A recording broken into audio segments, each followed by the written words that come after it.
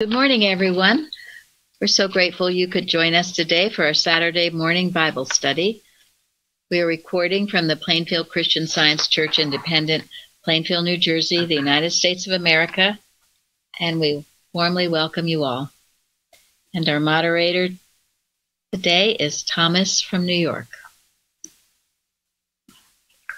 Welcome, everyone, to our Bible study, our continuing Bible study in Revelation. So I'll start out with our quote. This is from Apocalypse chapter in Science and Health.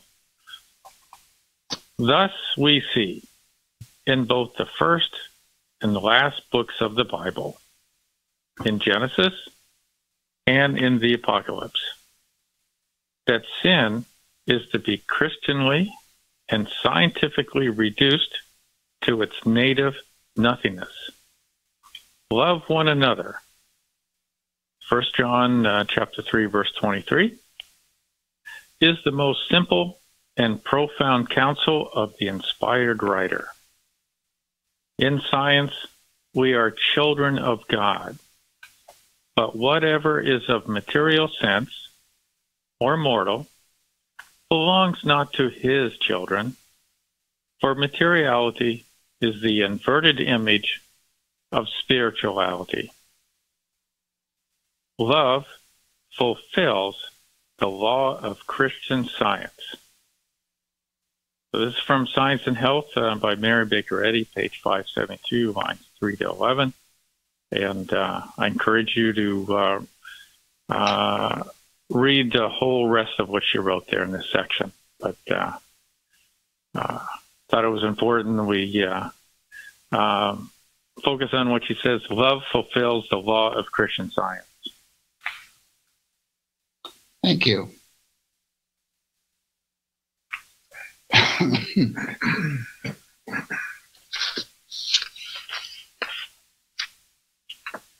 And how do we love?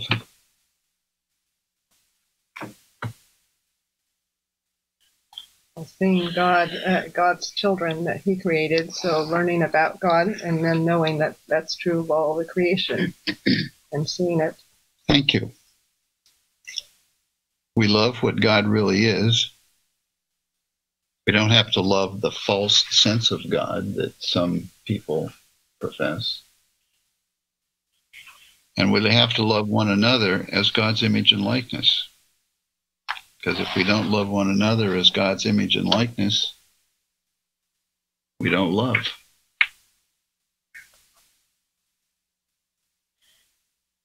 And it is love that will keep us from becoming what happened to Sardis, which was one of my commentaries, the church of the zombies, the dead church.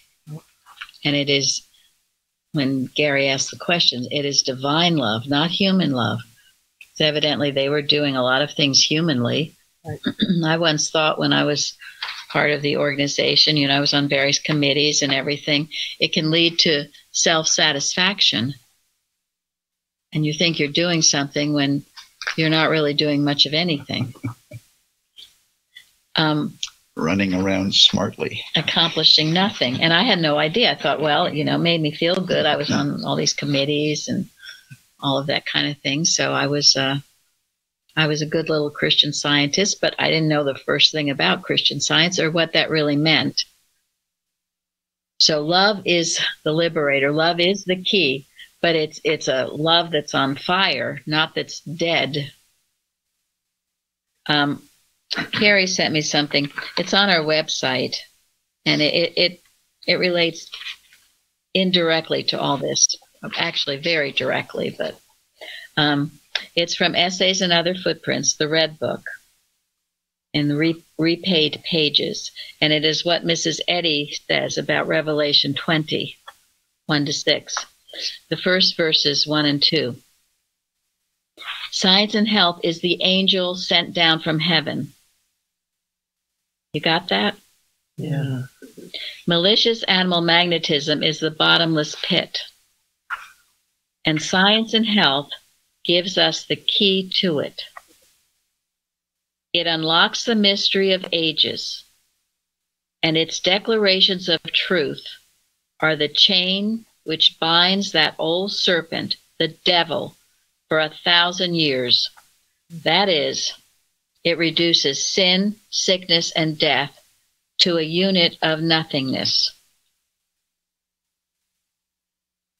Verse 3, unity of good. Unity of good is the seal that was put upon the devil and Satan, for its teachings make it impossible for him to no longer deceive the nations.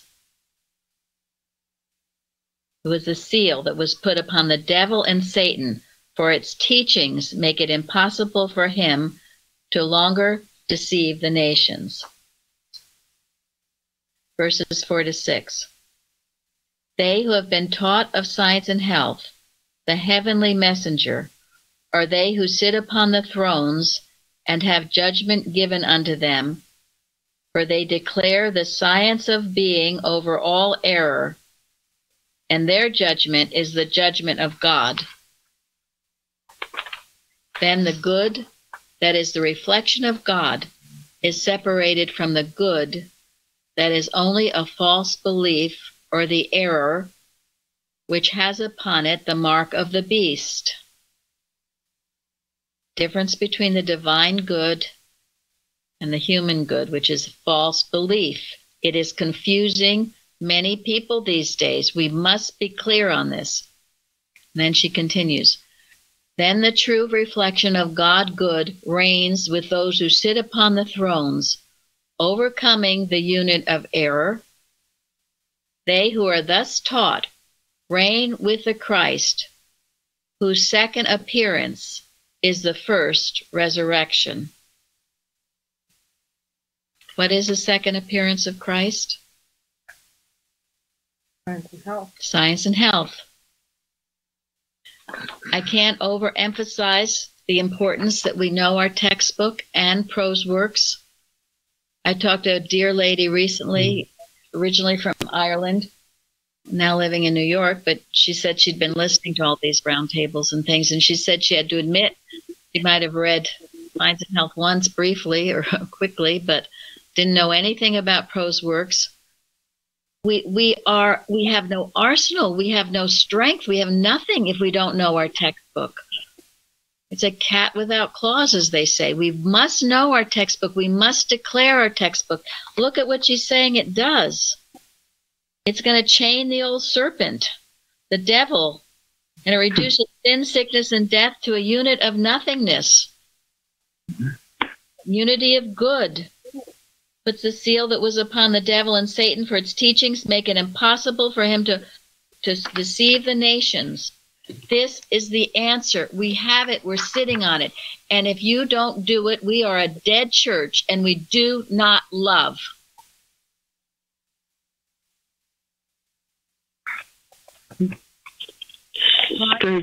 Spiritual sense is needed, and that's the only way you get it, I think. What are you saying? You have to know this textbook. Mrs. Eddy sort of closes the Bible, sounds to me. Someone, student was also mentioning, is the amen to the Bible. Yes. You know, this whole idea of love, I think, is one of the most misunderstood and misinterpreted things there ever were. Everybody loves the things that are easy and comfortable, but there's one statement that comes out to me from Mary Baker Eddy, Miscellaneous Writings, where she says, I make strong demands on love. And that left me with the impression like we're active in this science. And if we're not, we're undefended, like Mary mentioned earlier. And to me, I mean, to love, this love, loving those who are not like me, it's not easy because we always want to judge. But it's a command for us all to love. We all have work to do. We are to love, in other words, get the nothingness of all error and to see the man God has created. And that's what we all have to do. Thank you. Yes. Thank you. Because there are divisive elements at work in our nation. and if it can get us divided, what did Lincoln say? United we stand. Is he the one who said that? Divided we fall. Yeah. Trying to get us divided over all these issues, most of them, well, they seem, and they are important, but we must raise it up to the realm of spirit. Keep it there, and our argument must be on the side of spirit, God, and we must, yes, raise it up. It's God's government. It's all about God, not about human this and that. Most of these issues that are so divisive are very human. They're based on you're born into matter, you're going to die out of it. It's all about our human, what sex we are, what color we are, if we're going to do this or that. It's all based on human stuff. Got to get above all that. And every year they find new ways to divide. Yeah, every year there's something new. But our example in this, and the example that I keep foremost when I need it, is Jesus on the cross. And what could be more divisive than that? What was his comment? Forgive them. Declaration. Forgive them, for they know not what they do. Yes. Thank you. He loved even his enemies because he had no enemies. Beautiful. And that is our example. It is. And he did not get involved with the Roman Empire. He said, leave to Caesar the things that are Caesar's. And so we do get upset over things we're reading or seeing in the news. How do we get to it? By declaring signs and help, by reading signs and help, by getting back to her textbook. She said it would do the work. That quote Florence found a long time ago. What was it, in the Green Book? Red Book, page 20 or 80. Okay, that I don't care what love has done to me. Oh yeah, that one. Okay, yes, that one. I was thinking. I think you're talking about the one she told Annie not about. When that time comes, science and health is the answer. Is that it? One? Yes, not the That's bill. in the Green Book. That's in the Green Book. Yeah. When materia medica has become so large that healing in Christian science seems almost impossible. Because it's never impossible. It's never, ever impossible. The mesmerism seems so great, and the turning to materia medicine seems so great. That's when you get the textbook out and let it do its work. This is what she's saying here. What do people sometimes say about our textbook? Oh, I don't understand it. It's so boring. It's written in old language. And to that we say, bourgeois. Where's your bell? My bell. I didn't bring my bell. I forgot my bike bell. I'll add it in afterwards. My bike bell, my sensors. I think also one way we all, I guess people get caught up is this sense of, I understand it intellectually, but I don't understand it. I mean, you get that a lot. What does that mean? God is telling you something. Maybe if we come to it with, I will listen to God's instruction of what I have to know from this book, maybe that will be better than starting off with, I understand it intellectually, but I don't understand. Well, I mean, it's been declared, it's for practice.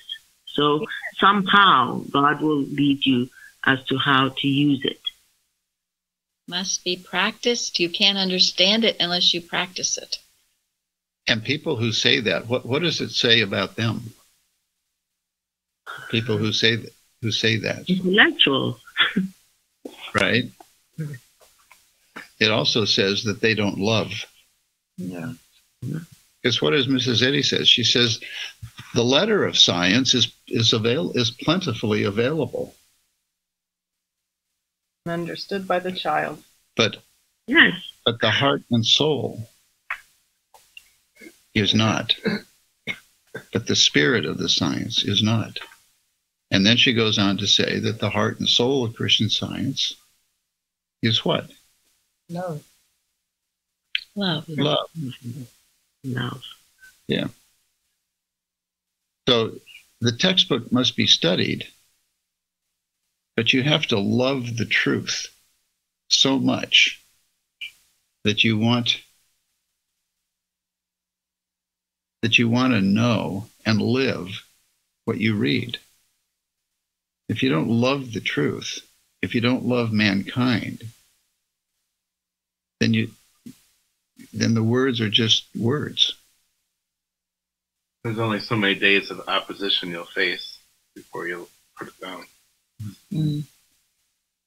So yes. Maybe I feel maybe the word love itself may be confusing, but if you love something, you honor them, you respect, and you serve it. So am I doing those? Am I loving God this way? Do I honor him? Do I respect him? Do I come with reverence to what he's saying I should do? Mm-hmm. I think if we want to then practice that. Yeah. Yeah.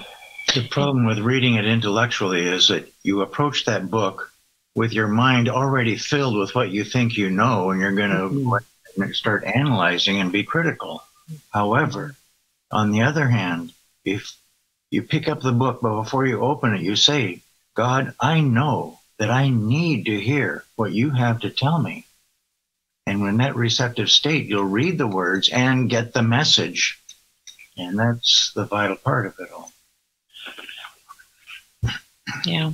Sounds like the first beatitude, doesn't it? Yeah. Blessed are the poor in spirit. Well, we should probably go on, or we'll spend the whole time on this. Good. I just wanted to say one thing in the quote. When he read it, it put it a different way for me. And whatever is of material sense or mortal belongs not to his children. I never thought about it as stealing before to go into that stuff. I just that is thought good. of it as bad, you know, Yeah. or not wanted. But that's like, Yep. Thank you. I don't want to be stealing that stuff. Yep. Thank you. Okay, Tom. Okay, so we'll jump right into this. Our topic, as we all know now, is love fulfills the law, which is written in Romans chapter 13, verse 10. And our first question on blessings, which Thomason listed out for us.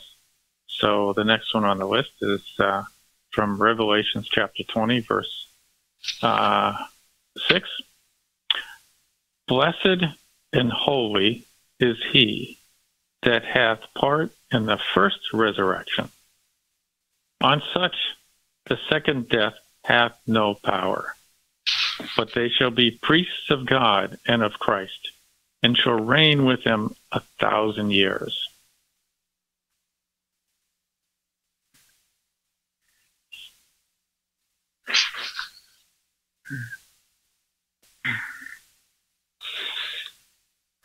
This is something we discuss a lot in various lessons: probation after death, everlasting punishment. Everyone wonders what the second death is, but I guess it's say goodbye to all mortality, and sometimes it takes a while. But I do think what I read from that repaid pages, Mrs. Eddy, they who have been taught of signs and health, the heavenly messenger. And, many people, just because, Florence will talk about it, you don't necessarily have to read the book or the Bible to get the spirit of things and live that spirit of truth. Are they who sit upon thrones and have judgment given unto them, for they declare the signs of being over all error, and their judgment is the judgment of God. Then the good that is the reflection of God is separated from the good that is only false belief, or the error which has upon it the mark of the beast, and that's the tricky part. Then the true reflection of God, good, reigns with those who sit upon the thrones, overcoming the unit of error. They are thus taught and reign with the Christ, whose second appearance is the first resurrection. But to me, that's saying when you're living this the best you can, when you do love God and your fellow man, then you are promoted to reign with Christ. If you don't, Then you have more lessons to learn, and you'll keep learning them till you get there. And she discusses this again. This is why you need to know unity of good, caution and truth. She discusses all of this. She puts it down very clearly. If you don't understand these things, it's because you haven't studied the textbook and prose works. And this is having part in the first resurrection. Because isn't this what Jesus was trying to teach us? His teaching and his example.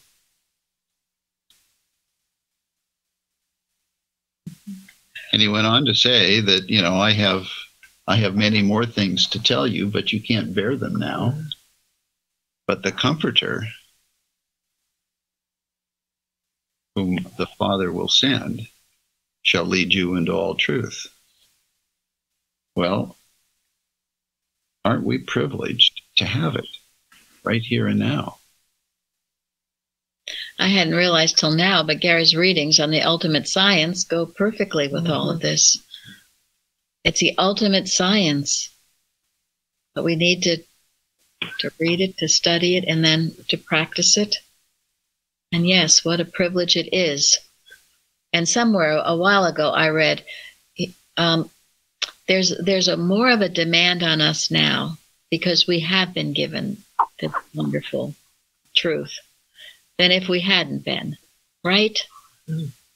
Maybe the whole world is privileged by it being on the internet now, and if we're using it correctly, because I hear a lot of people who are led to it somehow, they must be hungering for this, and they are led to it. So maybe we include that in our prayers, so more and more find it. Yeah, because the truth pushes itself on all of us, doesn't it? Yes, it does. Yeah. And so it should, because the truth is all powerful. The truth is all there is. So it can't help but push itself on all of us. So we don't need to advertise our website. Truth will do that for us. Yes. Christian Science doesn't need to be advertised. It needs to be demonstrated. That was Bicknell Young. Thank you. We tried once to do that, and it was not at all successful.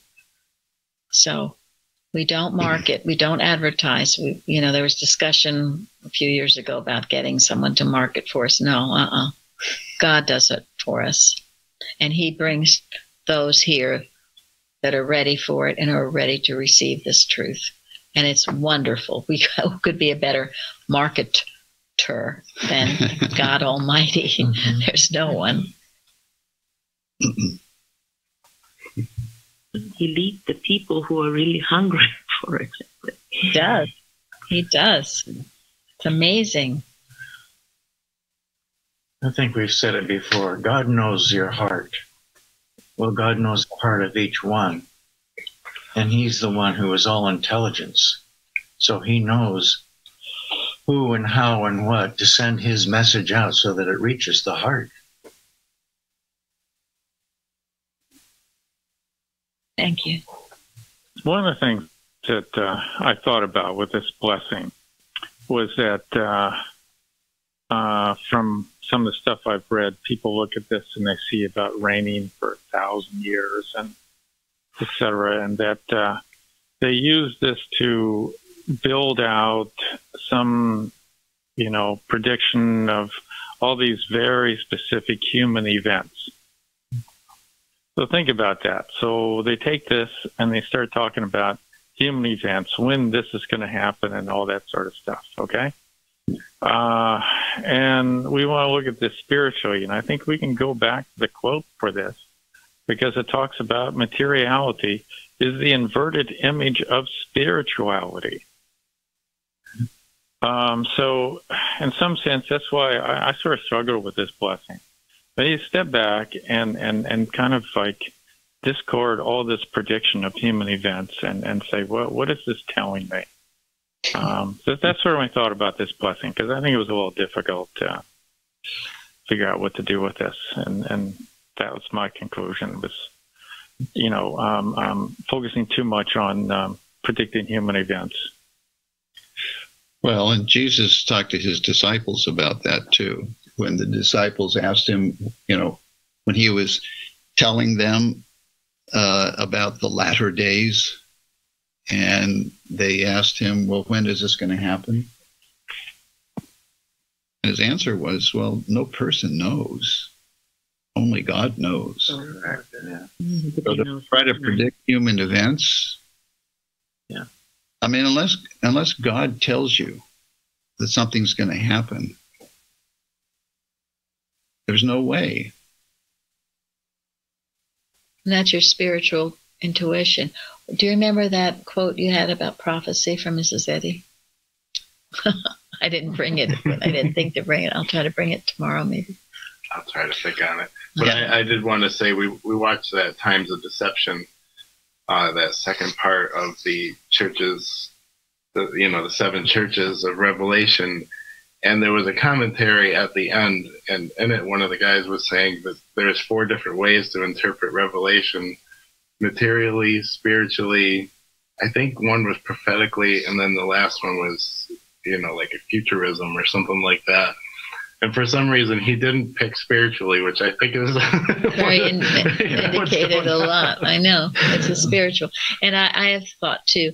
I've said this before. It seems like every generation has their own latter days to deal with. We do, and we should be progressing to get that key to do what I'd read earlier from Repaid Pages, to bind the Satan and with the truth of science and health. And we should be getting where we can do that. So we will.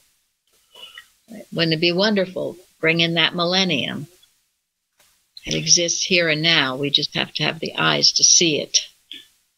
And in this case, 1,000 years is a really long time.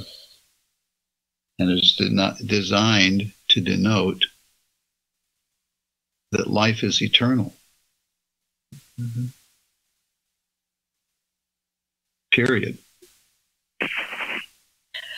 But I think we're not waiting for I think they call it a rapture, or, where Jesus Christ is floating down from heaven. That's not, not it. We're not waiting for that. Yeah.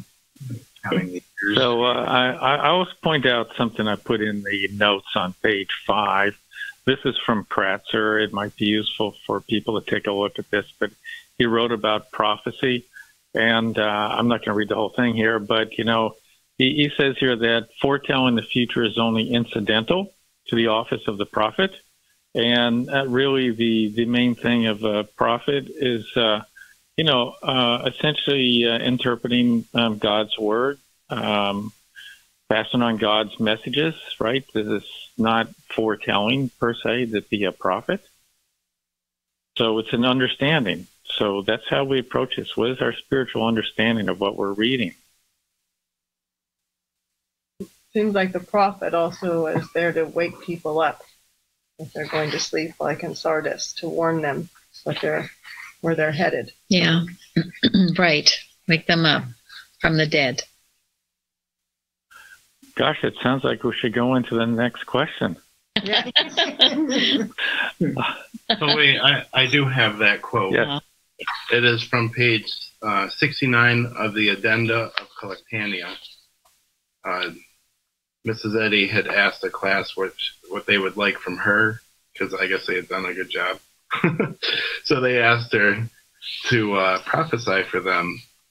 And it says her face clouded for just an instant, and then she said, "To perform the demonstration of prophecy always includes a temptation of animal magnetism. Now I have always found this rule of health. When you are about to prophesy, always handle animal magnetism first, and then you will find the times are in his hands, and all the need for prophecy will be gone. Why? Because faith in God will have taken its place." That's beautiful. Thank you. Yeah, I love that. Thank you. We won't be worried about the future one way or the other. Faith in God has taken its place. So whatever comes, we're ready for it. And that's why Revelation 20, verse 6. Because blessed and holy is he that has gotten to that point. Prophecy will no longer be necessary. Thank you. Thank you, Jeremy, for finding that. Okay, yep, we're ready for the dead church. Okay, question number 2. What is the lesson of the letter to the church of Sardis?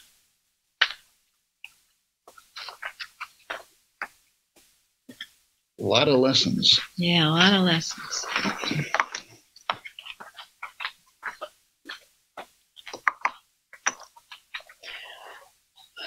Well, So did anybody get a lesson out of this? yeah. Okay, a little background information. Sardis was up on a cliff, and it was very supposedly easy to defend. And as a result, the people didn't put much effort into its defense because it apparently to them wasn't needed. And you can easily imagine there's the sleep of unwatchfulness could creep in very easily. So it's important to feel the need and be active in the truth and watching. Just a little background. Well, that's important. And this is certainly what Tomlinson said about this church is unwatchfulness. And this is one of the main thrusts of our church is to be watching always.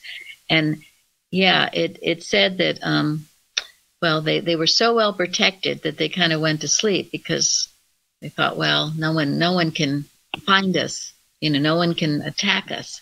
And so then they had someone studying, how can they get into this place? And do you remember what happened in the movie? Yeah, one of the watchmen's helmet fell down, and he went down to get it, and they saw him at the bottom of the hill, and then they just followed him up to where the secret door was. Yeah, there was a secret door. Yeah, so they followed him into the secret door. So, and this happened twice in the history of this city, that it was actually taken over by stealth, first by the Persians and then later by the Greeks, who figured out how to take it over. Yeah. And it was worth taking over because it was one of the largest cities in the world, and it was a very wealthy city. So anybody who could take it over could run away with a lot of gold. Matthew Henry said, whenever we are off our watch, we lose ground. So I thought that was perfect. Thank you. Yes. Yeah. So we learned the hard way, but sometimes that's the only way, that Mrs. Eddy insisted that all Christian Scientists watch. And when we were under attack by the dead church in Boston, when we were under attack, we started watching, not knowing that Mrs. Eddy had insisted that people watch. And we continued to watch. Whereas a lot of people in the organization never heard of watching. Oh, and that's still true. That's still true. So I got to say that too. That is so true. They don't teach you anything about watching. It's a total mystery. You got to come to Plainfield to learn about watching, right? Yeah. The word is never mentioned. I never heard anything about watch. No, and that's because they suppress all the books that tell you. Now, isn't that convenient for error? Ha, ha, ha, ha. You can't find anything out about how to watch because I have all the books up in the archive. I mean, come on. That's so ridiculous. So we put those books out. And you out there, you circulate them, you read them, you give them to your friends or talk it up. The more watching, the better. And if anybody tries to do a negative watch, well, that we know will fail because it's godless. In World War II, this is a quote from Winston Churchill. He said, "I must drop one word of caution, for next to cowardice and treachery, overconfidence leading to neglect and slothfulness is the worst of wartime crimes." you see, in many respects, America. We've been so steeped in materiality and overconfident, and nothing can ever happen to us. Well, guess what? Yes. So this is the huge importance of watching. And I want to read to you some things from Spiritual Footsteps. First, Mary Baker Eddy, or Spiritual Footsteps by Gilbert Carpenter. Chapter 21, which is one of my very favorite chapters because it tells about the importance of watching in Mrs. Eddy's household. And all of you should read this chapter and as much as possible emulate what she did in her home. The morning watch hour was from 9 to 10, when each student returned to his or her room to do the mental work to destroy fear and to recognize the presence and power of God is supreme in the home as well as the whole universe. This work did not vary from day to day except where special instructions were given to us.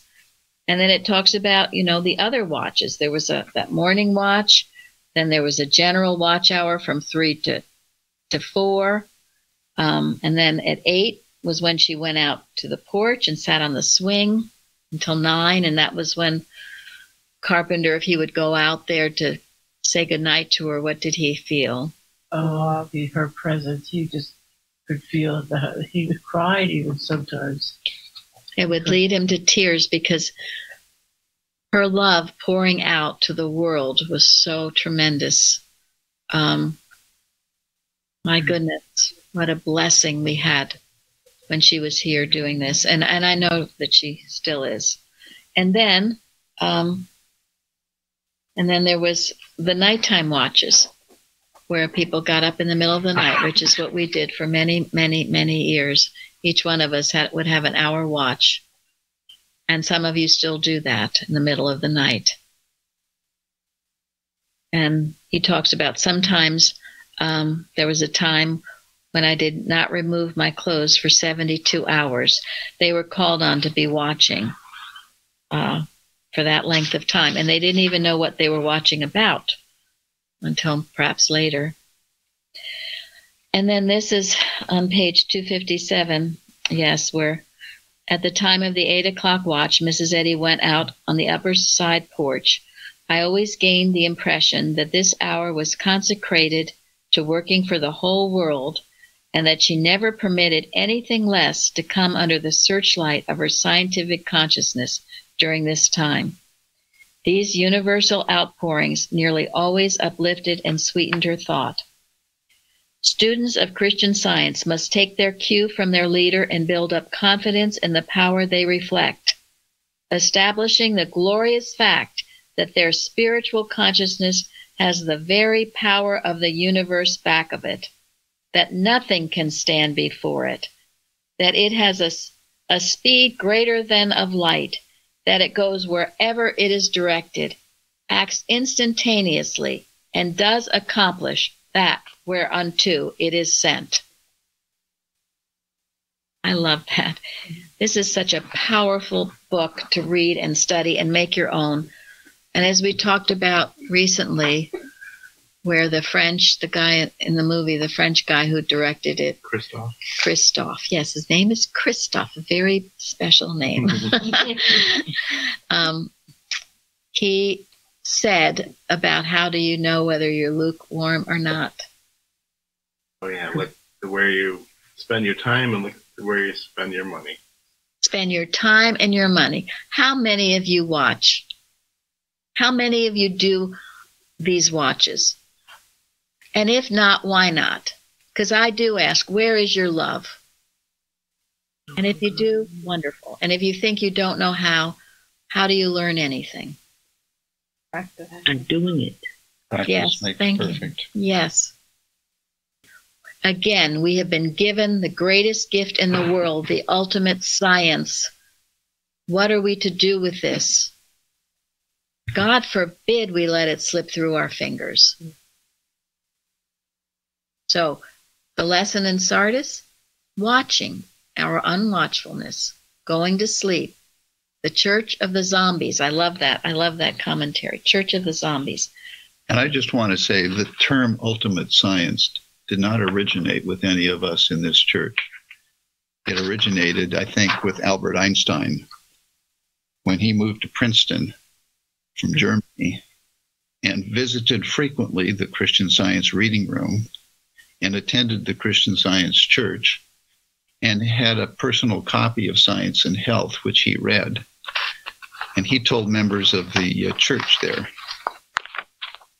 that he hoped they had a clue as to what was in that book.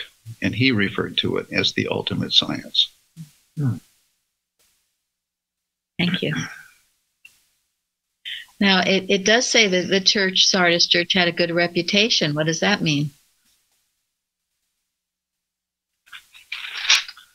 Humanly well thought of, maybe. Yeah, thank you. Humanly well thought of, exactly. Most people, it said here that it was a busy church with meetings every night, committees galore, wheels within wheels, promotion and publicity, something going on all the time. It had a reputation of being live, wide awake, and a going concern. But Jesus saw them for what they really were. But you are dead. And it shows that a good reputation is no guarantee of a true spiritual character. Despite their good appearance, Jesus saw them as dead. This is the danger of human activity. Like I said, I thought I was doing such a great job because I'd go to meetings and chit-chat with people, but I was dead. Jesus made himself of no reputation. Thank you. Oh, okay. Thank you. Yeah. Mrs. Eddy once said, she said, you only understand what you can demonstrate. And that woke me up years ago and said, if I'm not healing things or improving my life or others, I don't understand. Thank you very much. This whole idea of reputation, to a large degree, it's mainly a manipulation of other people's opinions anyway. So Thank you. So much for reputation. And how selfish it is, because when we're supposed to be selfless. Right. It's totally selfish. Thank you.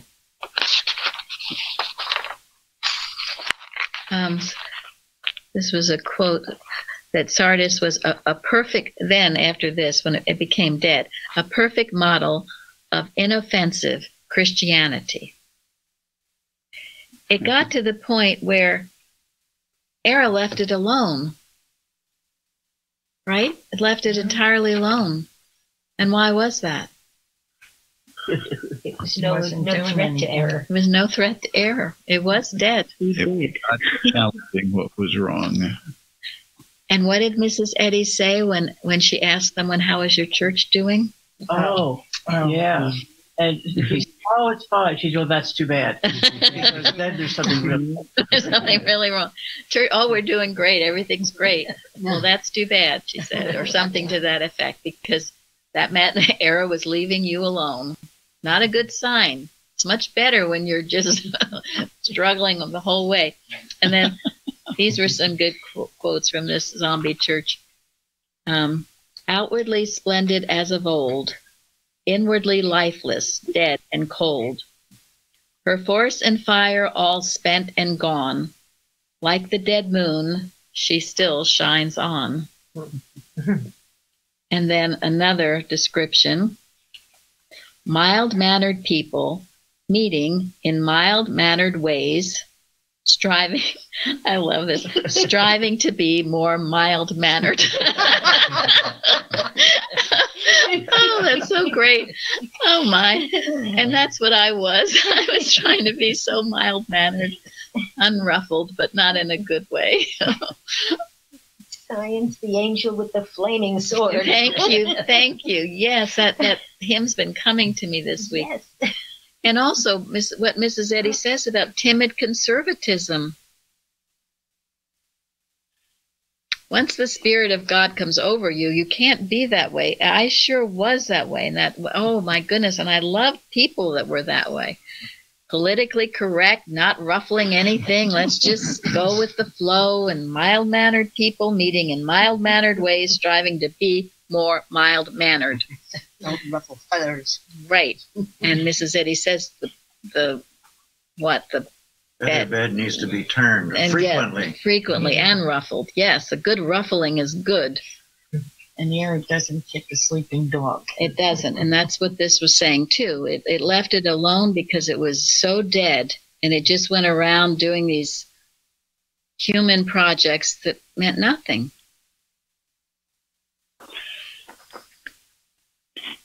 Jesus' example, though, is so beautiful to me because he was peaceful. He was so spiritually peaceful, and made sure he was doing what God wants him to do, that he did rebuke when it was necessary, but otherwise it's a steadiness, a calmness that he walked with and compassion and love. Look to that a lot. Thank you. Yes, there it was. And he did not take offense unless the offense be to God. And then he sprung into action, as that Mrs. Eddy's article, Taking Offense. That's why he threw the money changers out of the temple.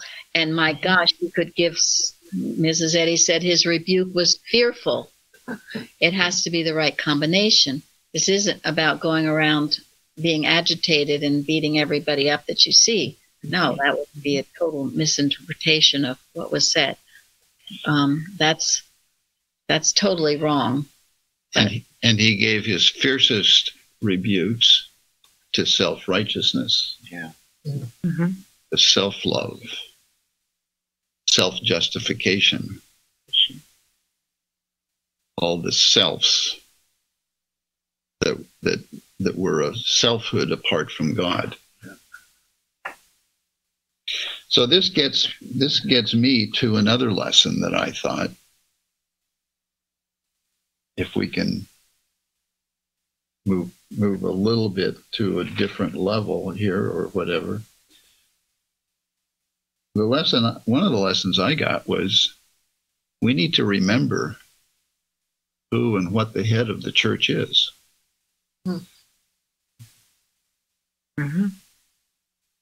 Who and what is the head of our church? God alone. God. Or if you need the Christ. The Christ. Either one, because they are in effect the same. But if you make a person or a group of people or or a federal government, as exists in other parts of the world, the head of your church, what's going to happen? Is a person that's going to be worshipped. Yeah, it'll become like the church in Sardis. And it has to die because you're not allowing God to be the head of the church. That's interesting because there was a whole section on the Church of the Zombies that's devoted to that, because it talks about, the times then there was great spiritual awakening and revelation and all kinds of things going on. But when they turned it over to the head of the government, everything went downhill. And they, according to this, that even Luther did it when he looked to the German princes for protection against the power of Rome. Zwingli did it in Switzerland because he had associated with the government of the country and brought the churches under his oversight into a direct tie with the state. Calvin did it in Geneva when he sought to turn the city into theocracy. Knox did it in Scotland as well. The system of state churches was adopted. Now, he goes on to quote, the reason for the death was that the pastors of the state churches were commissioned by the state to act as civil servants.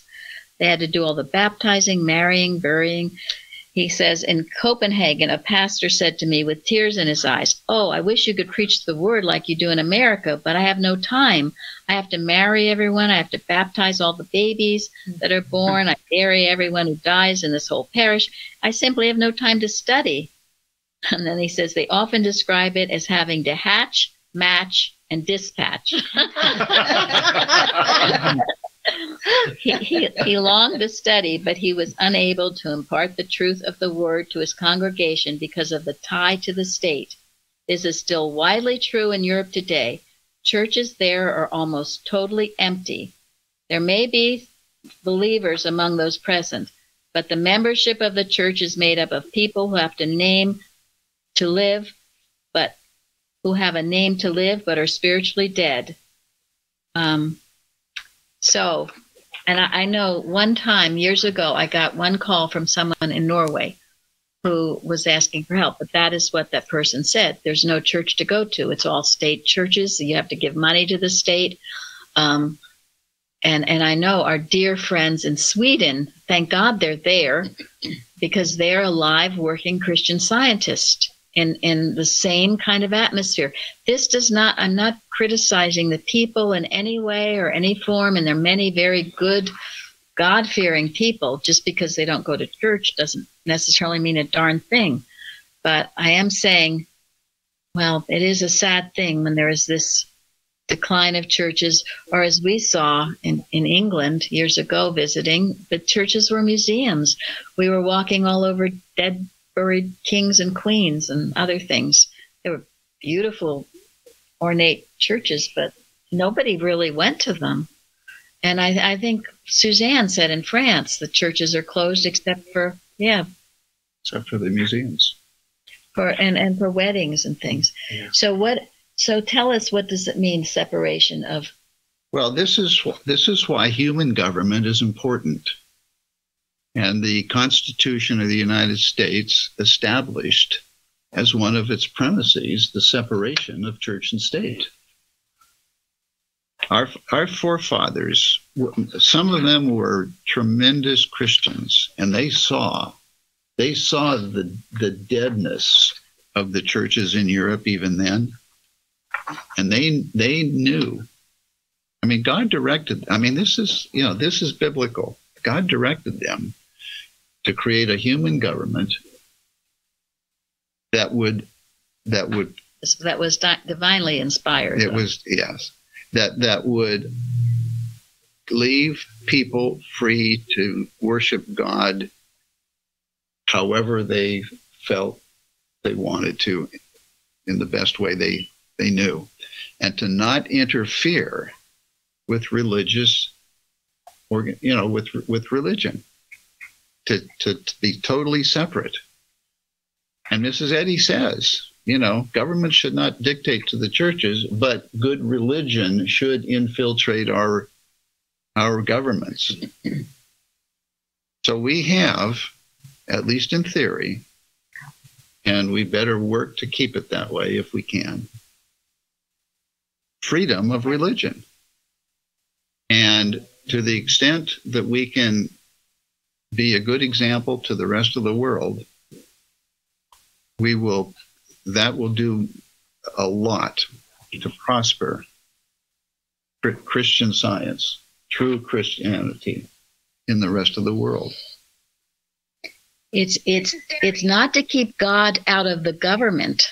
Okay, that's been twisted around, right? Well, yeah. I mean, the social, the materialists, the humanists want to turn it around and say that government is more valuable than religion or God. And to keep God out of the government, out of schools. Okay, Zeri, go ahead. Yeah, I would like to say that in Germany, the Catholics and the Lutherans have to pay taxes to the government. It's taken out of their job, the money that they earn. And there is so much political nonsense evolved around that the other churches are called cults. Wow. So and so spirituality, a lot of people, you're right, don't really go except for Christmas and Easter. Thank you very much. That's the first hand from Germany. I was reading Eustace, and in his section on Revelation, he's talking about the beast. He has pages and pages on individualism, and that this is all about an attack on individualism. Thank you. And without individualism, we lose it, because remember, Christian Science, personality, the old man we get rid of to get our individuality in Christ. And when the government takes over, they think you're not intelligent enough to make right decisions when it takes over too much. There are some things we do need government for, but you see, everything's been twisted. They twist things around, which is why we can't have prayer in schools, because separation of church and state. And that's a misinterpretation of the Constitution. And if you know the Constitution, you cannot be fooled by it. But most people don't know. They're too busy watching the Kardashians. So we have to get back to where we know our Constitution, our rights. We have to know our science and health, our prose works, our rights, our freedom as children of God. And at the beginning of this so-called pandemic, it was Zeri who said we should spend this time reading science and health. And I've never forgotten that, and how much farther along we would all be if we are doing that. But this is all part of the attack, the worldwide attack on Christianity.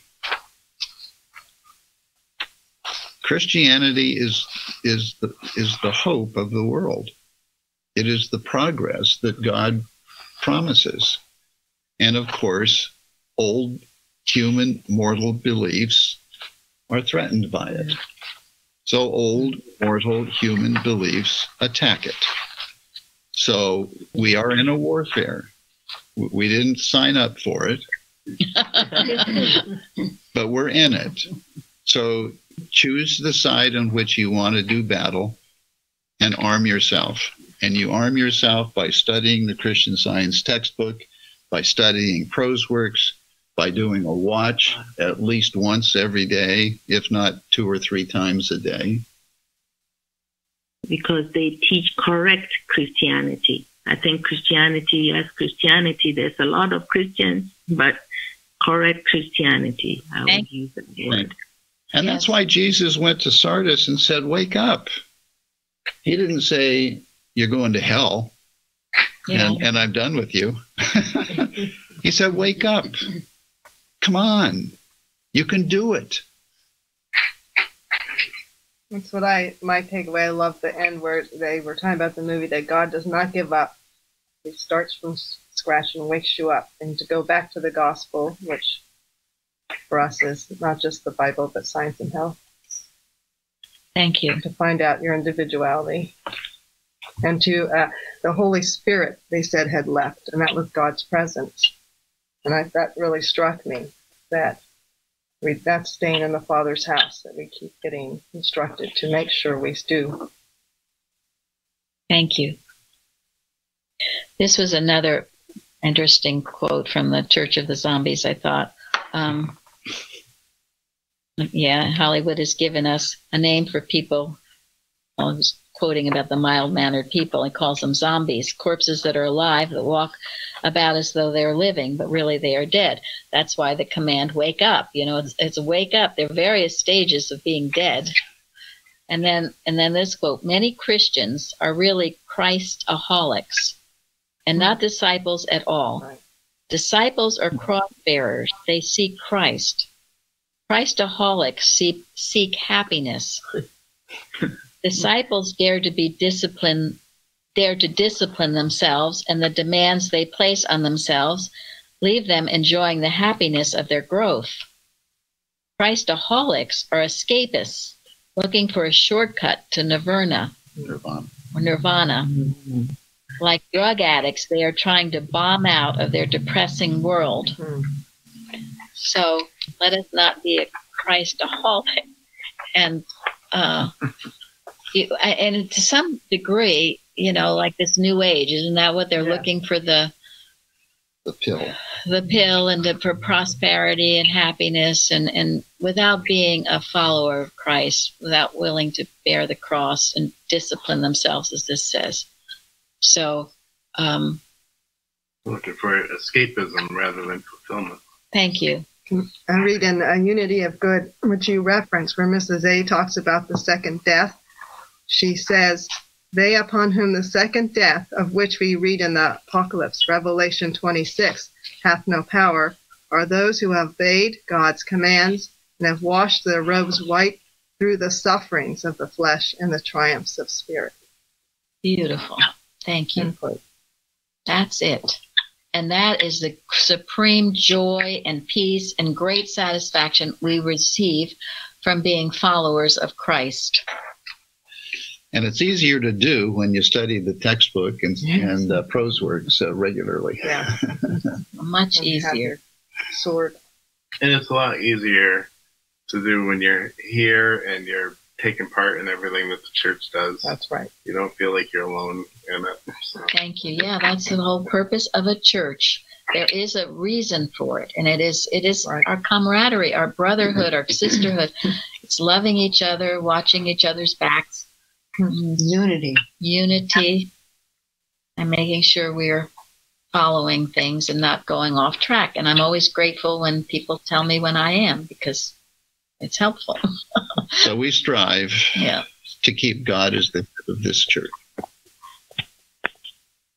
And I'm sure that that's why God blessed us by having us excommunicated from the organization. And people who are ready to do the work find us. And we're so grateful for all of you who do. Because we're having a great time. They really are. We feel very fulfilled. Yeah, Florence and I are always talking about how the week has gone so fast. So busy. The whole year, no time. So. Right. I know. I looked today, May 14th. That's why we're always saying it's time for Thanksgiving, because it seems like it always is. Well, who else would like this? Bruce, you have something you want to add? Or? Well, yeah, but it's lengthy. Go ahead. You know, we even have a constitution if it weren't for prayer. Right. In 1786, when the Constitutional Convention was getting together, and they were arguing and fighting and not agreeing on a simple thing, and they were at the point where they were going to throw the whole thing in and just walk away. And, you know, there's been a lot said about Benjamin Franklin in his place of our history. And he was the one in July 1786 who got up and said, you know, we need to pray. I mean, you can look it up and see what he specifically said. And then everybody listened to him, and then they went away and prayed. And then whenever they got together again, they started with a time of prayer first. And only then did they start to make progress. And it was in September of that year that they were getting ready to sign. And then he spoke up again, spoke to them how important it was that, you know, there may be faults, but we need to get together, sign this thing, and get going. But if it weren't for him in July, he's talking about the need for prayer. We wouldn't even have had our Constitution. Who knows what would happen to our nation at all if it weren't for that. And also, historically, when Congresses met, they started with a session of prayer first. And I don't know exactly when it stopped, but it was earlier in last century. But there was a time when they stopped doing that. And guess what? Yeah. All our troubles can be traced back to that. Yeah. Not watching and not praying. Yeah. And losing our alive, our zest, our fire for the things of God. Don't ever become dead. I'd like to share something I found recently from a former president of the United States. And he said, if we ever forget that we are one nation under God, then we will be a nation gone under. And I think that says it all right there. Thank you. Mm-hmm. Anybody else? Tom? Who else wants to speak before we... Thank you, Janet. So I'd like to... Oh, go ahead. No, you go ahead. No, please. Well, when I first saw this about not watching, the first thought that came to mind was if we're not looking where we're going, we are going to be falling off a cliff. And that's kind of what happens to people. They get into their own little world, not God. They get into their own little bubble, and off they go, falling off cliffs. And thank you. And you see how the enemy had been watching to see a way they could get in. And that Mrs. Eddy's address, July address, she says that. How come we're not awake and working? The enemy is ever present, right?